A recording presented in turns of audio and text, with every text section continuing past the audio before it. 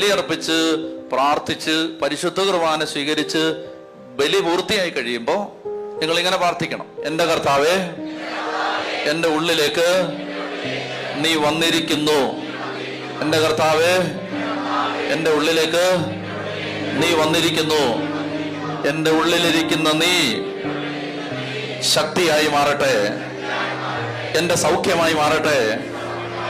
എൻ്റെ ഉള്ളിലേക്ക് എഴുന്നള്ളി വന്ന നീ എൻ്റെ അനുഗ്രഹമായി മാറട്ടെ, എൻ്റെ വഴി തുറക്കപ്പെടാൻ കാരണമാവട്ടെ, എൻ്റെ രോഗം മാറാൻ നീ കാരണമാവട്ടെ.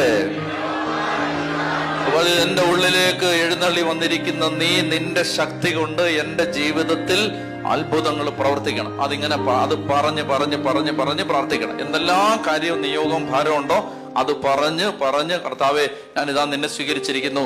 നിന്റെ ശരീരവും രക്തവും എന്നിൽ